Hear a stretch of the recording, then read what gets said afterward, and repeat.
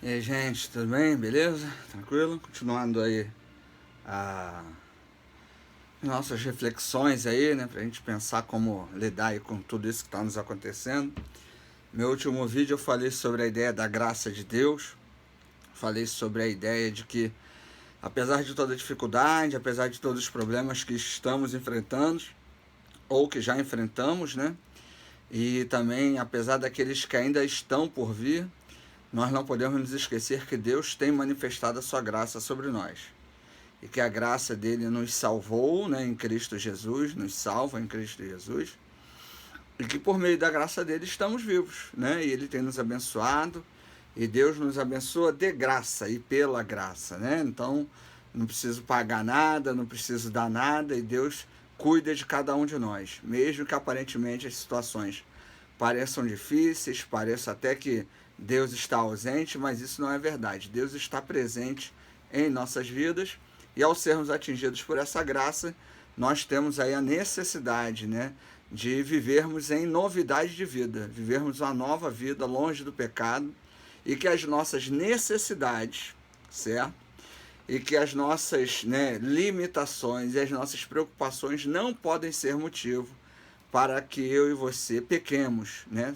Tenhamos ações ou emoções motivadas pelo pecado.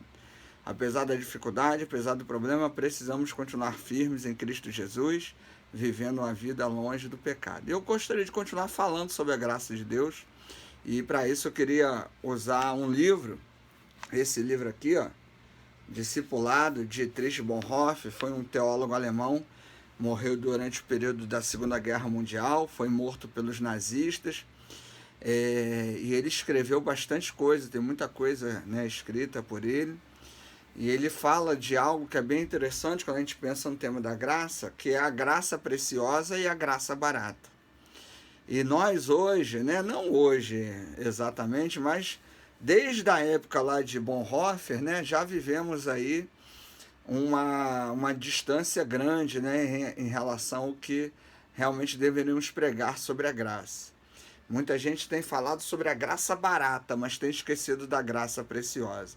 E eu queria ler uns trechos desse livro para que você pensasse e entendesse o que é a graça barata e o que é a graça preciosa. Como membros da Igreja de Cristo, nós devemos pregar e viver a graça preciosa, não essa graça barata que nos é vendida hoje, que nos é anunciada, pregada e até ensinada aí em muitas igrejas. Então preste atenção. A graça barata é inimiga mortal de nossa igreja. A nossa luta trava-se hoje em torno da graça preciosa. Olha só que interessante.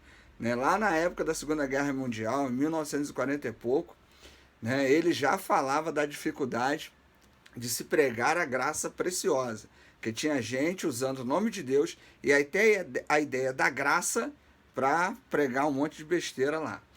A graça barata é graça como refúgio, perdão malbaratado, consolo malbaratado, sacramento malbaratado. É graça como inesgotável tesouro da igreja, distribuído diariamente com mãos prontas, sem pesar e sem limites. A graça sem preço, sem custo, a essência da graça seria, ao que pensamos, a conta ter sido liquidada antecipadamente e para todos os tempos. Ou seja, a graça barata defende a ideia de que já que Jesus Cristo morreu na cruz por mim, eu não fico doente, eu não fico pobre, eu não tenho problema, e até mesmo a ideia de pecado, eu não tenho que me preocupar com isso, Jesus Cristo já morreu por isso. Então hoje eu não teria que viver uma vida, né, longe do pecado, eu não teria que me arrepender do pecado, porque essa graça barata aqui, né, alguns vão defender e pregar isso até hoje, né, que Jesus Cristo já morreu, então já resolveu. Então eu posso viver da maneira que eu quiser. Absurdo, né? Graça barata significa a graça como doutrina, como um princípio, como sistema. Significa perdão dos pecados como verdade geral. Significa o amor de Deus como conceito cristão de Deus. Quem lhe responde com um sim, já tem o perdão dos pecados. Você de repente pode ter ouvido isso e achado assim, ué, mas não é isso? Não, não é isso. Porque quando eu respondo a Deus com um sim, quando eu aceito a graça de Deus, quando eu sou atingido pela graça de Deus, eu preciso me arrepender de meus pecados. E aquela pessoa que se arrependeu de seus pecados, ela tem uma mudança que é constantemente, que é diária, né? A todo instante, a todo momento a gente está pedindo perdão a Deus, a gente está procurando melhorar, né? A gente está procurando ser uma pessoa melhor, né? Está reconhecendo os nossos erros e as nossas falhas. E a graça barata, você foi lá na igreja, cumpriu o ritual, deu o dízimo, fez o tributo à divindade lá, né? Participou da campanha, fez o jejum, está resolvido. Você pode voltar a fazer o que você fazia antes. Isso é uma graça barata. Jesus Cristo não morreu na cruz para mim e por você, para você viver desse jeito. Jesus Cristo morreu na cruz por mim e por você, para que nós tenhamos uma vida nova, uma vida longe do pecado. E arrependimento requer mudança. Quem se arrependeu muda, realmente muda. Não continua praticando e incorrendo aí nos mesmos erros. A gente precisa tomar muito cuidado com isso. Ó. A graça barata, a graça barata significa a justificação dos pecados e não do pecador. Eu e você somos justificados pela fé por meio de Jesus Cristo, o qual nos deu paz para com Deus. Está lá em Romanos 5, verso 1. Eu e você somos justificados, não os nossos pecados. Então, a pessoa que errou, a pessoa que pecou, ela pode pedir perdão e Deus vai perdoá-la. Deus vai perdoar a pessoa. Deus não tolera o pecado, mas Deus abraça o pecador que se arrepende. Então, um detalhe muito importante nesse tempo. Tem muito pilantra por aí, se aproveitando das pessoas boas, querendo se aproveitar, inclusive, de você que é crente. Então, tome cuidado nesse momento. Porque aquela pessoa que se arrepende, ela muda de atitude. Tem gente que não se arrepende. Tem gente que vai à igreja, né? Tem gente que canta, que louva, que sabe versículo, mas não mudou de vida. Então, cuidado com esse tipo de gente. Esse tipo de gente é o tipo de pessoa que vive baseado na graça barata. Você precisa tomar cuidado com isso. Você precisa também fazer uma autoanálise. Né? A graça preciosa é aquela que faz com que nós sejamos pessoas melhores, que reconhecem os seus erros, reconhecem suas limitações, pedem perdão a Deus e aí a gente vai caminhando um passo de cada vez para sermos melhores hoje do que fomos ontem.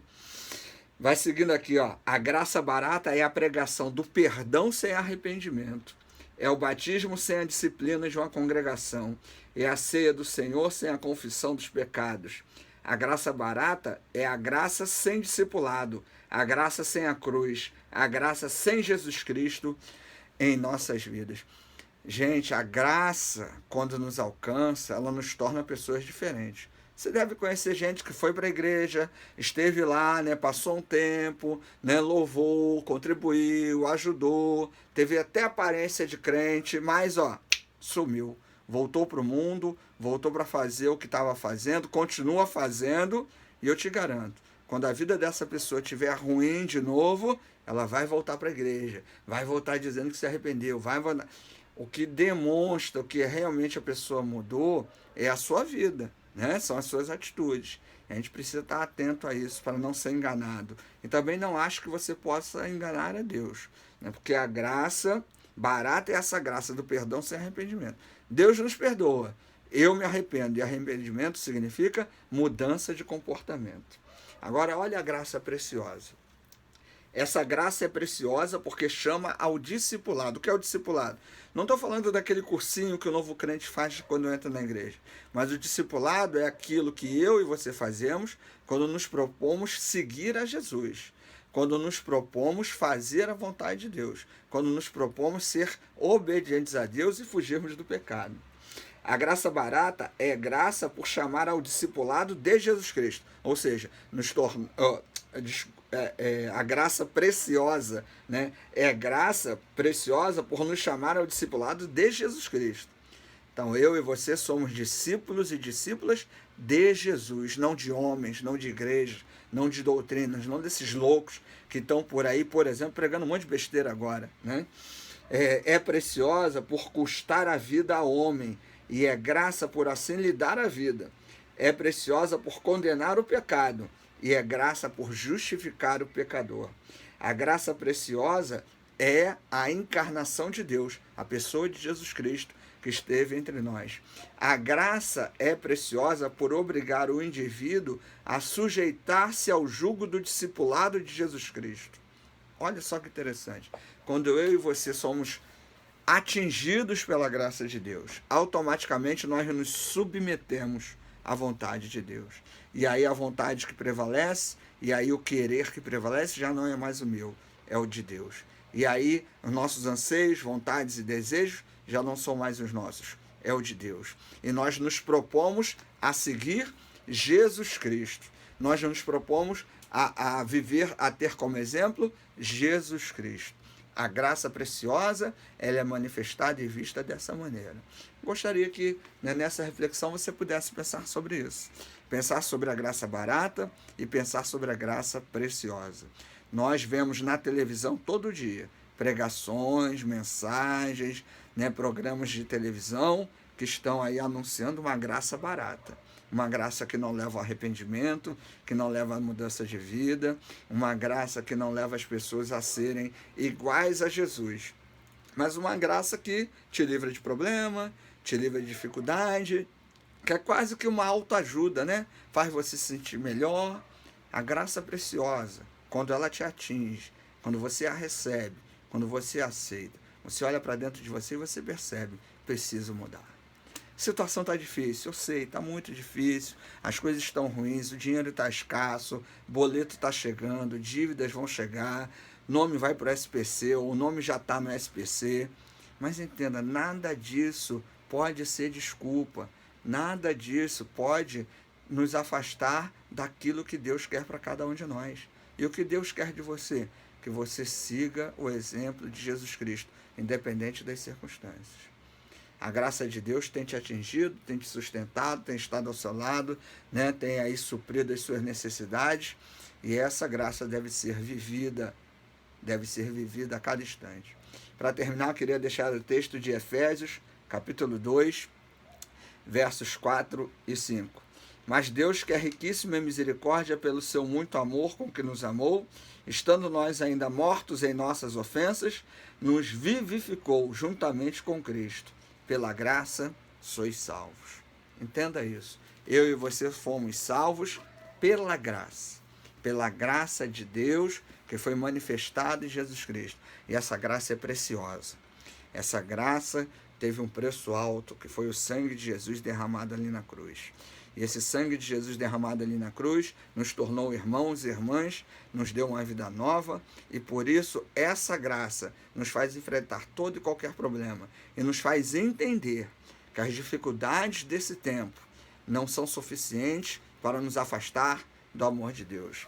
Nós lemos Romanos 8, 31 e a 35, né? Que nada pode nos afastar do amor de Deus. Pense nisso. Nada pode te afastar do amor de Deus. Nem a pobreza, nem a dívida, nem o nome no SPC, nem a doença, nem as dificuldades, nem o isolamento. Nada pode nos afastar de Deus. Sabe por quê? Porque nós não fomos atingidos por uma graça barata, por uma graça mesquinha, pela graça da televisão.